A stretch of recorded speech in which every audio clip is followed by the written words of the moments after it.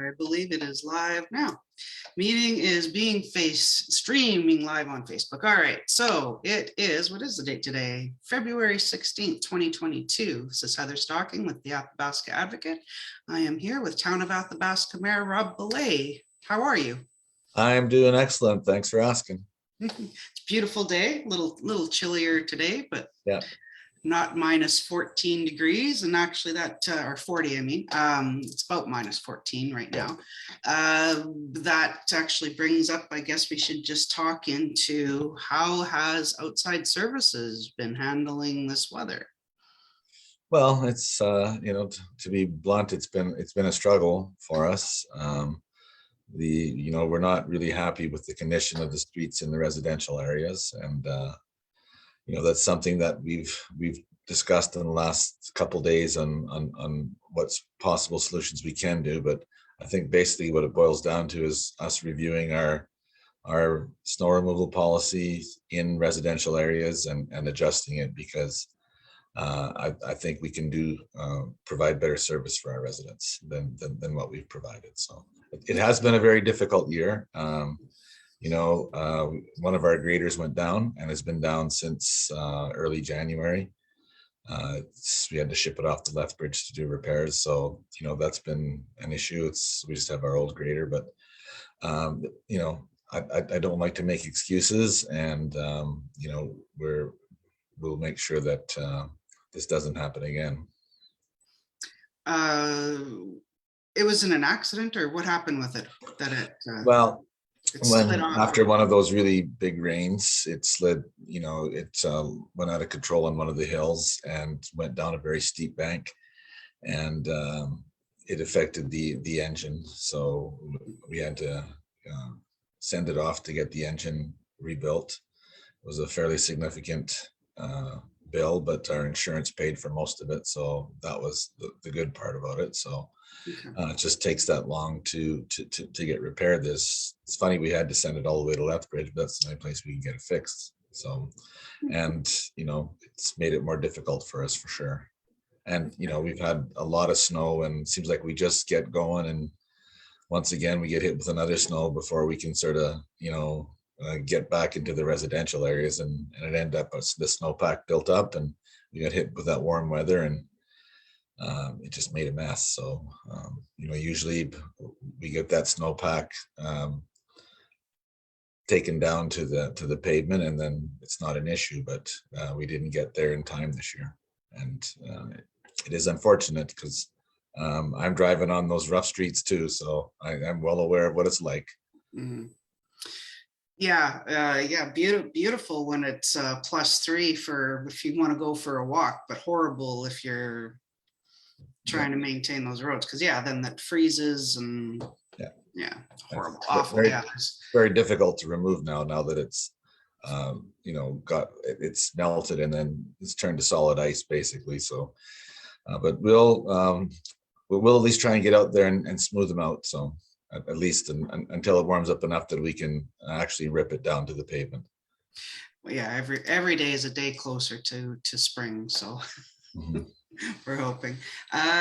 Let's talk about the RCMP. You met with Staff Sergeant Hall. Who else was at the meeting last night? And you got some good news. Yeah, actually, we're going to have a full complement of officers, and soon even a full complement of clerical staff. So it's been a long time in my association with the town that we can say that we've had a full complement of officers, which would be 14. So that's excellent. The report was good too, because crime has come down from what it was in 1920, when it was sort of at its peak, and so it's slowly seceding. So that's good, and kudos to Sergeant Mark Hall and his staff. So we're glad to see that. There was a few issues about because there's some mental health issues that the stats for those have gone up. And that's, I think that's somewhat understandable for what we've gone through for the last 2 years with the pandemic, but maybe entering the endemic stage, hopefully that will change too. So, to the better. Right. But other crime, theft, that sort of thing has gone down. It has, yes. The stats have actually are quite encouraging. Excellent. That's always good to hear. Recently, you met with the new president at Athabasca University, Peter Scott, right? Yeah, yeah. There, Was that as mayor, or was that as part of the Keep Athabasca and Athabasca University, both? no, it was as mayor primarily. Both myself and Reeve Brian Hall requested to talk to meet the new president, and part of that was just to welcome him to the community, get to know him, and we did talk about some of the issues with Athabasca University, and actually he was very genuine. I think my first impression was very good.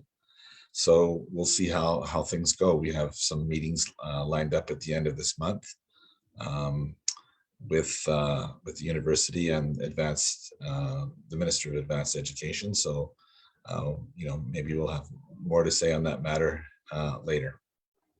Yeah, the last meeting you had was in December with the minister, or was it the deputy minister? That was the DM, and we'll be meeting with the DM as well. Okay. And her associates and assistants. So, so it's we're looking forward to that. See where that goes. So, what has the deputy minister indicated that they're able to do, though?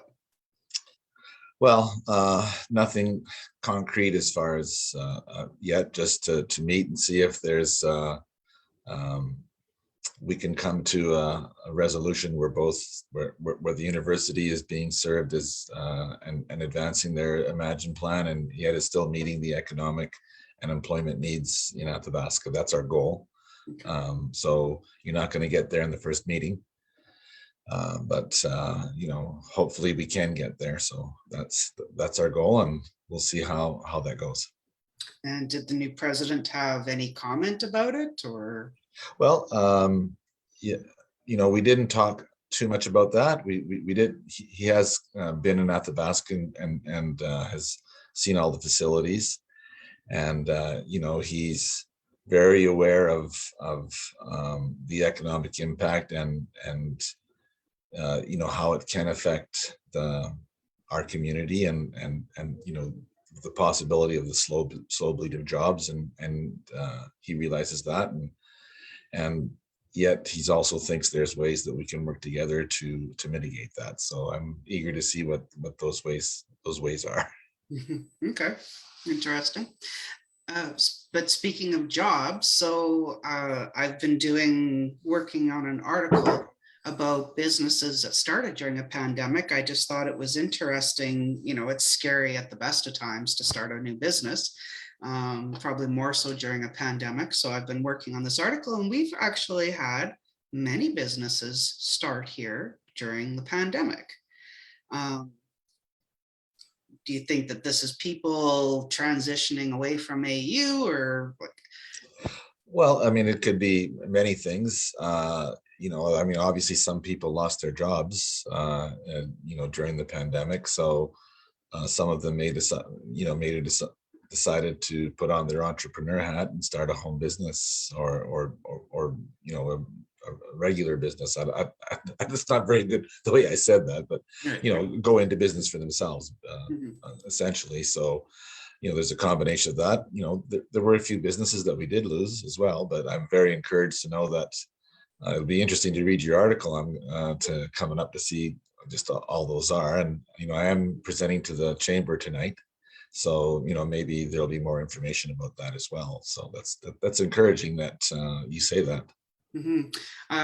So I approached three. I did a cross section, which I'll be writing about, but also as part of a service that Athabasca Advocate does, we do a visitor's guide every year, and I had several businesses I had to contact to get information because they're Mhm. brand new. So the article won't have all of them, but Mhm. that visitor's guide will certainly needed to be updated for Yeah, several. So that is encouraging. that is good. So, that's hopefully that's a sign of our economy, turning around, and hopefully it'll be the Alberta advantage. Will once again be the Alberta advantage. Hmm.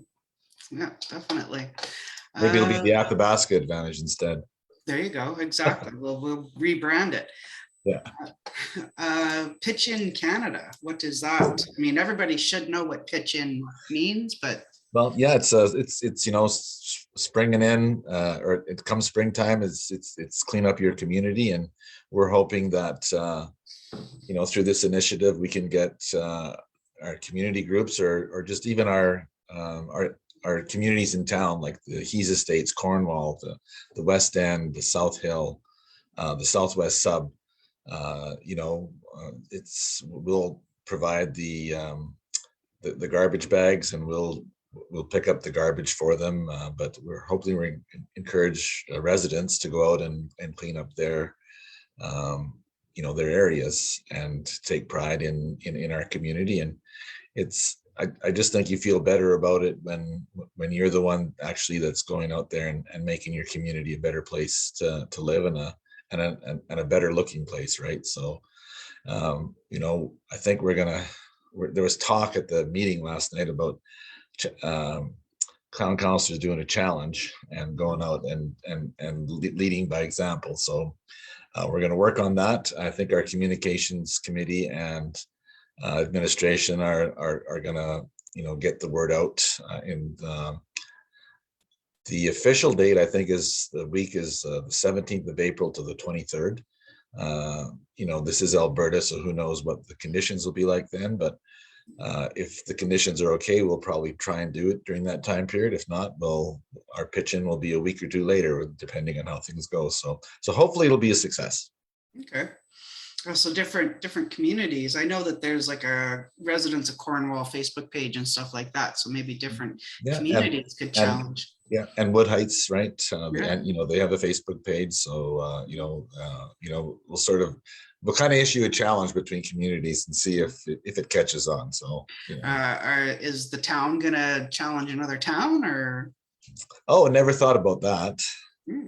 So yeah, possibly that's maybe something we'll bring up to the communications committee and see if we can challenge our neighbors to the east or something, Boyle or Westlock or something. I'll maybe give Mayor Larager a call. He's a good sport. He might take us up on that. There you go. Yeah, a little bit of extra pride there. Yeah, that's right. Yeah. So coming up, when is the draft the budget presentation? So it's Wednesday, I think February 23rd. Is that the correct date? Mhm. I'm just gonna check it here. Yeah. Yeah, at I believe it's 7:00. So we'll do an official presentation. We'll have maybe 10 or 12 slides. There'll be a few boards set up, explaining some of the capital projects, our 10-year capital plan, and then we'll be there to answer questions about the why we selected the capital projects we did, for what reasons, and we'll explain the challenges that we're faced with this year in preparing the budget. It was a very tough budget, and we'll explain all of those factors, and hopefully there's a good turnout for that. That's why we're having an open house, is to provide that opportunity. So this will help. We've been advertising the paper, it's on the websites. So we'll see how many people show up. In the past, and some of them that have been in the past, the attendance hasn't been that good. So we'll see if we can improve on that. Okay, and it's at the multiplex. It's at the multiplex in the combined meeting rooms. Oh, down the hallway. Yeah. Okay. Yeah, in the past when I've been on committees and stuff, and you have an AGM, A very public kind of committee that I sat on was the daycare board in Barhead. And traditionally, we didn't have that many people show up. And I always took that as a good sign, because when people don't show up, then they're not super upset. Exactly. Yeah. So well, maybe okay, maybe I take that back then. No. Hopefully, if they show up, they're interested and they're not there with some tar and feathers for you guys. Well, I mean, we'll be there to answer their questions, whether they're heated questions or not. Okay. All right. Yeah, that's part of the process and part of what you take on when you're elected, right? That's right. Yeah. Okay. Has there been, I kind of circling back, but I heard that I heard a rumor that a resident had phoned into the town office and had complimented you guys, or complimented Public Works on the job they've done with the streets. Did you hear about that? Well, we do get the odd compliment. I would say in the last week we've got a lot more unpleasant phone calls than pleasant ones, but you know, to a large degree they were warranted. So you know, when things aren't going good, you gotta admit that that's the case and say you're going to try and do better. So I know sometimes that doesn't make people happy, but you know, we're going to try our best. Well, but just a good reminder that sometimes it is nice to hear the thank you. It is very nice to hear that. So so feel free. It's a compliment. Yes. A question I have though is, you know, not Boyle so much, but the county, they put their meetings live online and they post it afterwards. Aspen View at least allows people the option of viewing at home. How come the town doesn't? I don't have that's a good question. I guess maybe that's something we should consider. I mean, we have nothing to hide, so I guess that's something maybe we'll put towards administration and the rest of council and see if we don't do the same thing. So it's not that I'm against that. That's for sure. Okay, it just hasn't been brought up. It just not really. So okay. I mean, I know that you guys did. Well, when you were still a counselor, right at the beginning of the pandemic, you guys did go to Zoom because you had to. But but that's different than actually sort of streaming it, where people, it's a different process. So, you know, I guess if there's enough people that ask for that, we'll do it. I mean, people can also come to the meeting. They are open to the public. So, and we rarely see too many faces on our council. So you know, that may be factored in some of our decision, but we'll consider that. Okay. Yeah, you guys don't have the biggest gallery space there, but yeah, people are, and now restrictions are lifting, so that would help too. The doctor recruitment, you kind of touched on that. What was this, the Reside program? Yeah, okay, so it's quite a name. It's the Rural Education Supplement Integrated Doctor Experience.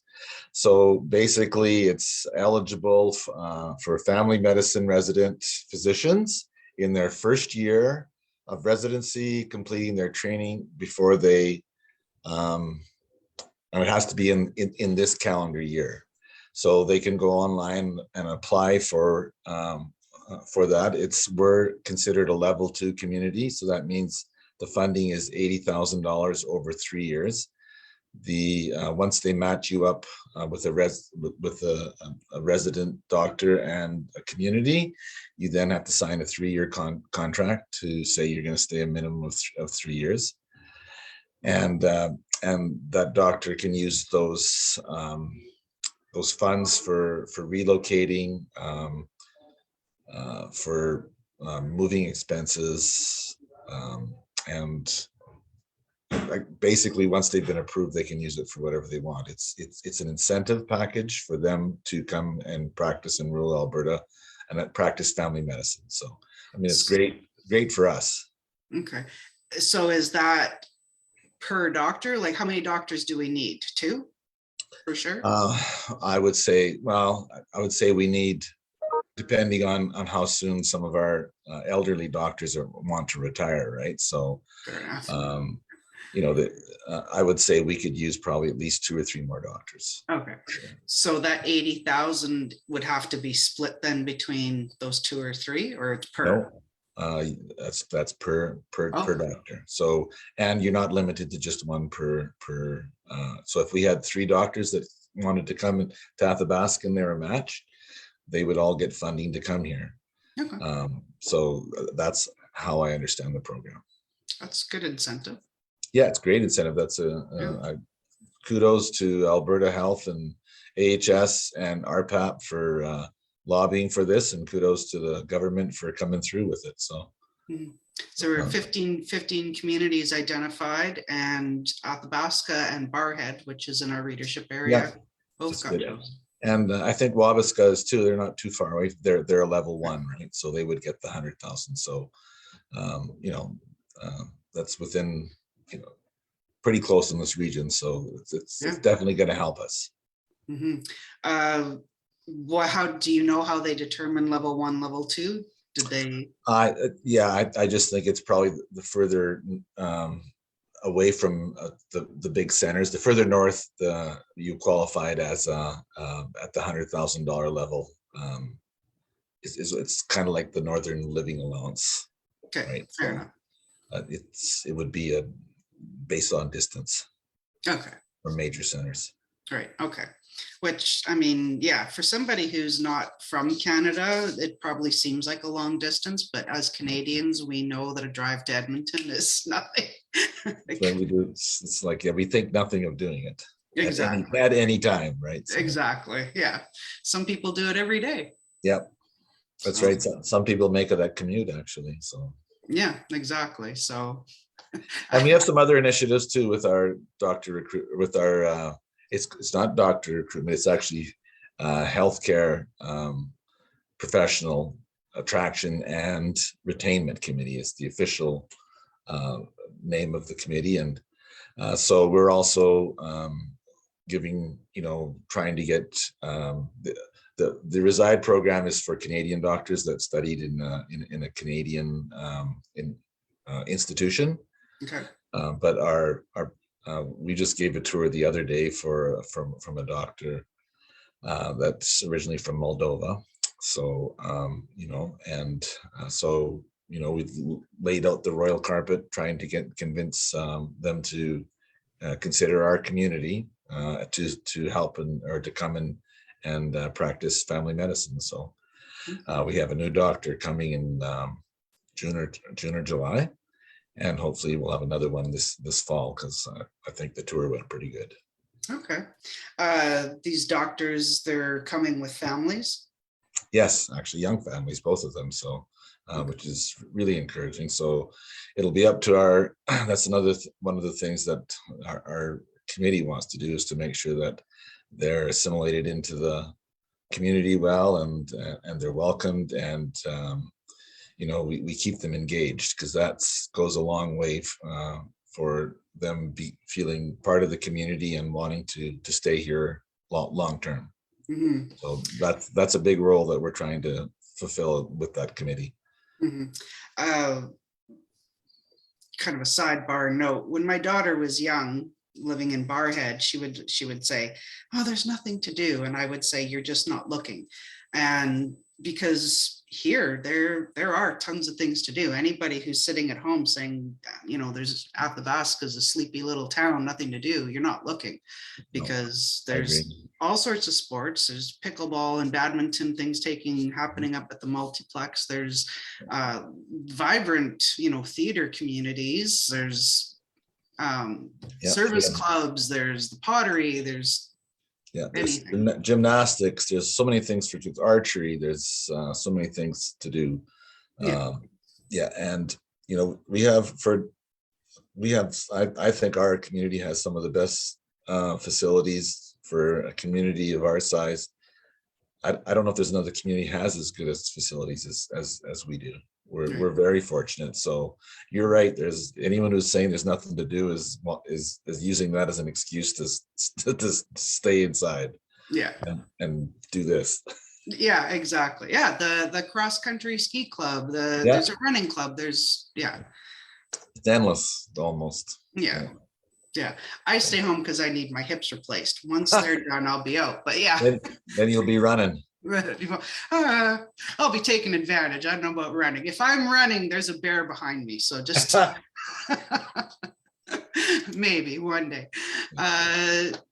So you kind of touched on the chamber AGM. What's a little snippet of what you're going to be talking about? Well, I just reached out to the chamber and said I would like to come and talk to you sometime. Let's. I think one of the things that's sort of been lacking is communication, right? So I'm trying to improve on that. And so they got back to me and they asked me if I would come and speak about economic development initiatives. So I'll speak a little bit about that. I'll speak a little bit about the upcoming budget, and then I'll just, I'm there to answer questions. I think that's probably the best part about when we meet is the question and answer period. Okay. You did hear that the Boyle Chamber is now on hold basically for a year. That's what I heard. Yeah. So, that's unfortunate, but sometimes that's got to happen, and to sort of reset. So hopefully they can do a reset and get their chamber, I guess, engaged again. Mm-hmm.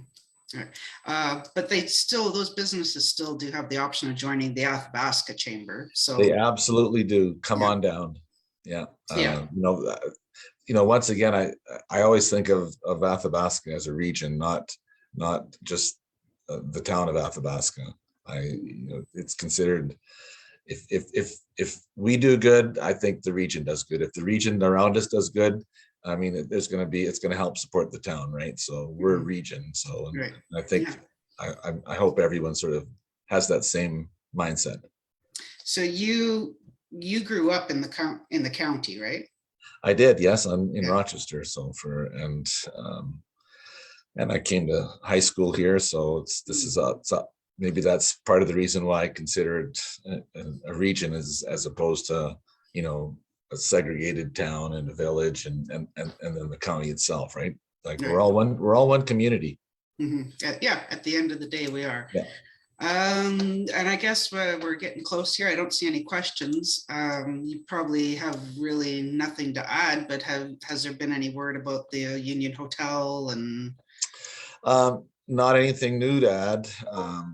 So when there's something that we know, we'll be glad to share that with the community.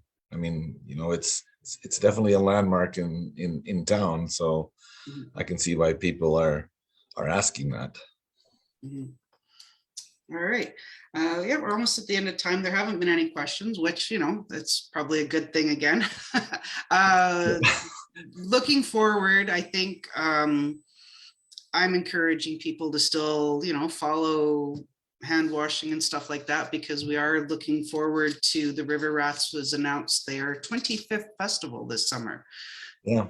Things are opening up, so let's try and take advantage of them. And yeah, exactly. So, hopefully that we truly are entering the endemic stage of this pandemic.